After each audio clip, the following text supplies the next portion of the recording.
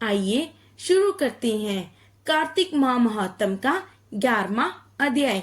बोलो श्री हरि विष्णु भगवान की जय, माता लक्ष्मी की जय। एक बार सागर पुत्र जलंधर अपनी पत्नी बृंदा सहित असुरों से सम्मानित हुआ सभा में बैठा था। तभी गुरु शुक्राचार्य का वहां आगमन हुआ।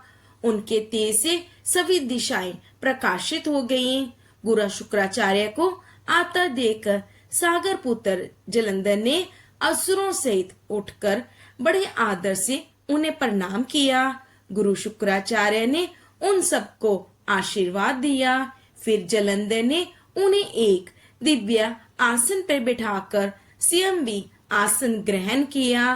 फिर सागर पुत्र जालंधर ने उनसे विनम्रता पूर्वक पूछा, हे गुरुजी, आप हमें यह बताने की कृपा करें कि राहु का सिर किसने काटा था। इस पर दैत्य गुरु शुक्राचार्य ने विरोचन पुत्र हिरण्यकश्यप और उसके धर्मात्मा पौत्र का परिचय देकर देवताओं और असुरों द्वारा समुद्र मंथन की कथा संक्षेप में सुनाते हुए बताया कि जब समुद्र से अमृत निकला तो उस समय देव रूप बनकर राहु भी पीने बैठ गया। इस पर इंद्र के पक्षपाती भगवान श्री हरि विष्णु ने राहु का सिर काट डाला। अपने गुरु के मुख से इस प्रकार के वचन सुनकर जालंधर के क्रोध की सीमा ना रही। उसके नेत्र लाल हो गए। फिर उसने अपने दसमर नामक दूत को बुलाया और उसे शुक्राचार्य द्वारा सुनाया गया वृतांत सुनाया। तत्पश्चात उसने दसमर को आज्ञा दी कि तुम शीघ्र ही इंद्रपुरी में जाकर इंद्र को मेरी शरण में लाओ। दसमर जलंधर का बहुत आज्ञाकारी एवं निपुण दूत था। वह जल्द ही इंद्र की सुधर्मा नामक सभा में जा पहुंचा और जालंधर के शब्दों में इंद्र से बोला, हे देवता धाम, तुमने समुद्र का मंथन क्यों किया और मेरे पिता के समस्त रत्नों को क्यों ले लिया? ऐसा करके तुमने अच्छा नहीं किया।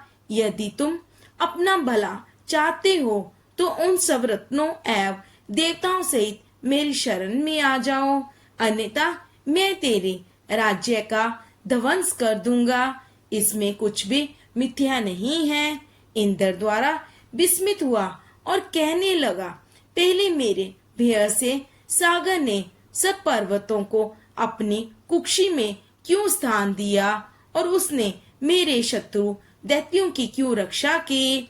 इस कारण मैंने उनके सब रत्न हरण किए हैं। मेरा द्रोही सुखी नहीं रह सकता, इसमें संदेह नहीं है। इंद्र की ऐसी बात सुनकर वह दूत शीघ्र ही जालंधर के पास आया और सब बातें कह सुनाई। उसे सुनते ही वह दैत्य मारे क्रोध के अपने ओष्ठ फड़फड़ाने लगा और देवताओं पर विजय प्राप्त करने के लिए उसने अयोध आरंभ कर दिया। फिर तो सब दिशाओं पताल से करोड़ों दैत्य उसके पास आने लगे। शुभ निशुभ आदि करोड़ों सेनापतियों के साथ जालंधर इंद्र से युद्ध करने लगा। शीघ्र ही इंद्र के नंदन वन में उसने अपनी सारी सेना उतार दी। वीरों की शंख ध्वनि और गर्जना से इंद्रपुरी गूंज उठी। अमरावती छोड़ देवता उससे युद्ध करने चले। भयानक मारकाट हुई। असुरों के गुरु शुक्राचार्य शुक्र अपनी मृत संजीवनी से और देवगुरु बृहस्पति द्रोणागिरी से औषधि लाकर जिलाते रहे। इस पर जलंधर ने क्रुद्ध होकर कहा कि मेरे हाथ से मरे हुए देवता दोबारा कैसे जी जाते हैं? जिलाने वाली विद्या तो आपके पास है। इस पर शुक्राचार्य ने देवगुरु द्वारा द्रोणाचार्य से औषधि लाकर देवताओं को जिलाने की बात कह दी। यह सुनकर जलंधर भी कुपित हो गया और शुक्राचार्य जी ने कहा, यदि शक्ति हो तो द्रोणागिरी को उखाड़कर समुद्र में फेंक दो, तब मेरे कथन की सत्यता प्रमाणित हो जाएगी। इस पर जलंधर कुपित होकर जल्द ही द्रोणागिरी पर्वत के पास जा पहुंचा और अपनी भुजाओं से पकड़कर द्रोणागिरी पर्वत को उखाड़कर समुद्र में फेंक दिया।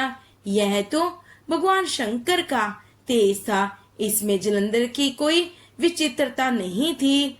तत्पश्चात यह सागर पुत्र युद्ध भूमि में आकर बड़े तीव्र गति से देवताओं का संहार करने लगा। जब देव गुरुजी औषधि लेने गए तो द्रोणाचल को उखड़ा हुआ शून्य पाया।